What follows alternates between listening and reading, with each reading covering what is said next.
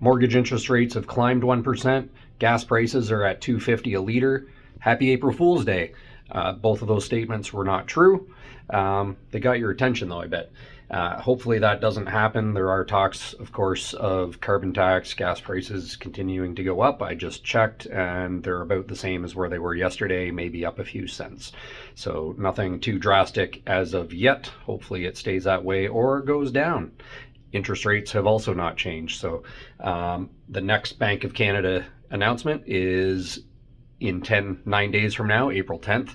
They're expected to stay the same as they have for several months now. However, June 5th is their following one after that, and everybody's expecting interest rates to start dropping a little bit with that Bank of Canada announcement. So fingers crossed, that will probably happen. Do you know what happens when mortgage interest rates drop? Typically, house prices do the opposite.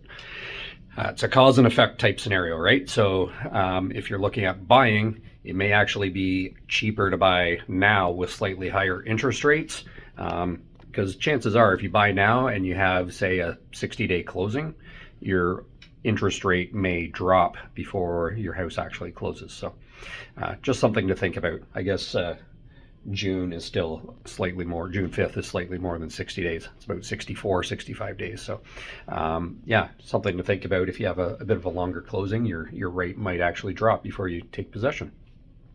I hope everybody had a great Easter weekend with some family.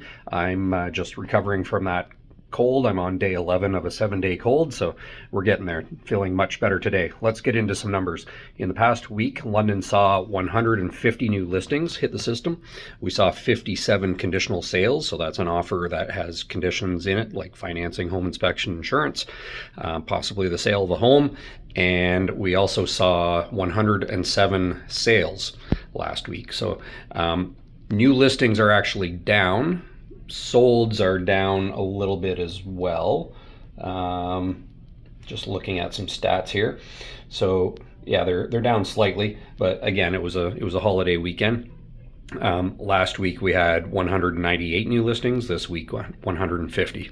So again, people are busy with family and holiday type scenarios. So a little bit quieter week and weekend, not a big deal, pretty standard. So again, let's see what that Bank of Canada announcement says next week. Most likely nothing will change. The market is still chugging along pretty decently under the 650, 700,000 range. We're still seeing a lot of multiple offer scenarios. I was in one on Wednesday last week that had 6.